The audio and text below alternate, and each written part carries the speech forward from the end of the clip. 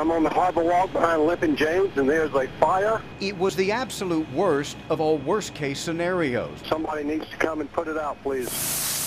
The very center of the historic waterfront district was on fire. I've got the fire department en route. One century-old building after another consumed until an entire city block, mainstay businesses, restaurants, and apartments lay in ruin. I couldn't save nothing. I lost everything. Couldn't save nothing. The good news for Georgetown is that all but one of those businesses lost to the flames has relocated a block or two up the road. The bad news for nearby shop and restaurant owners like Susan Sanders is that 1 year later, that massive hole on Front Street is still a massive hole on Front Street. Sanders was still planning the grand opening for her clothing and gift shop directly across the street when fate and fire changed everything. I had invested in a building in the busiest block on this street. And I knew that that had immediately changed. And it did. The most photographed, most visited, most popular end of town would have to be rebuilt. The local state delegation was ready to help. The governor was walking the site within 48 hours, and the city and property owners were ready to turn this disaster into opportunity. Even former state senator, now Lieutenant Governor Yancey McGill, was ready to put his considerable political clout behind the effort. The city was even granted special permitting privileges that could save time and a lot of money in the rebuilding process if they could break ground within 24 months. However, all that momentum appears to have been lost. All efforts to get the city and property owners together on a unified front have failed. Even Yancey McGill's office is now telling me he has no more to add and thinks the city and property owners need to work this out themselves. That is appearing unlikely. I think what is the most disturbing thing to me is that it's us against the city. It was so great because people would come in. Rodney Long is invested in 4 of the properties that burned that day. He wants to rebuild, but at today's costs and given both state and federal codes surrounding waterfront construction, it makes no financial sense unless the city steps in to help. Engineers say what this waterfront site really needs today is a flood-proof foundation, basically a gigantic swimming pool with a slab on top for the property owners to begin rebuilding. The cost of that foundation, right at $1 million. So what I'm hearing basically from property owners, yourself included, is that if that foundation could be put in, it would be reasonable enough to commit to rebuild. But without it, it simply doesn't make financial sense. It all comes back to return on investment. What would be good for the city?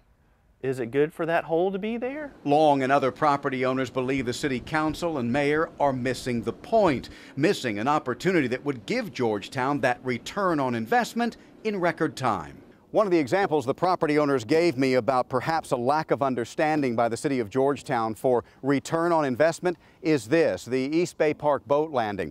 Completed less than a year ago, it cost the city of Georgetown $750,000. It gets a lot of use from local boaters and local fishermen. To put an estimate on how much money that's returning to Georgetown would be difficult at best. Those same property owners say that would not be the case when it comes to brand new businesses, restaurants, and residents along Front Street. We all cried together.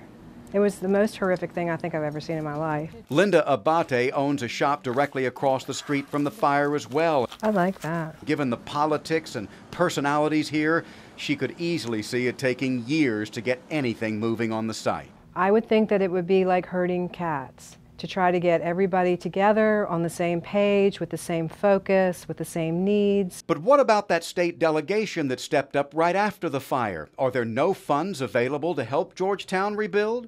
No matter who I talk to here in Georgetown about the effort to rebuild this historic section of Front Street that burned now almost exactly a year ago, everyone goes back to referencing this huge pot of grant money promised by the state to help in the effort to get this rebuilding started.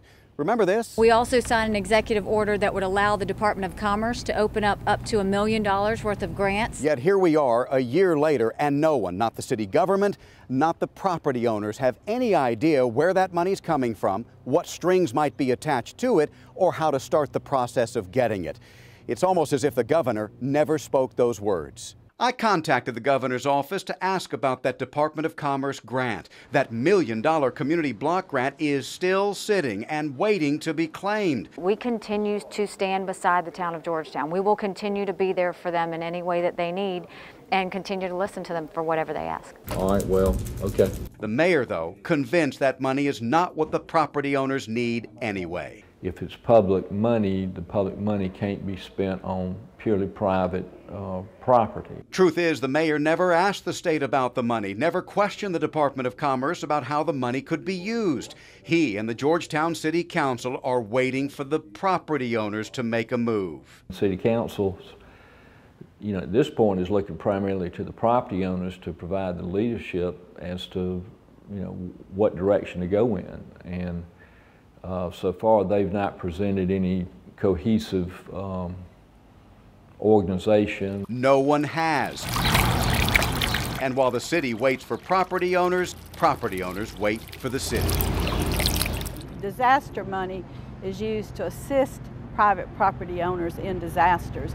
It's happened all over the country. Another property owner, Jeanette Ard, herself a former city councilwoman, says the process has been complicated for no reason, that the mayor and city council just need to get that state money and put it to use. I'm just begging them to take that money and use it for the intended purpose. It's not city money, it's disaster relief money. And we have to remember that. What many visitors to historic Georgetown remember today is that there was a huge fire here 1 year ago, there's a huge hole here 1 year later, and there's a huge divide that could take years to rebuild. In Georgetown, I'm David Kluge, WMBF News.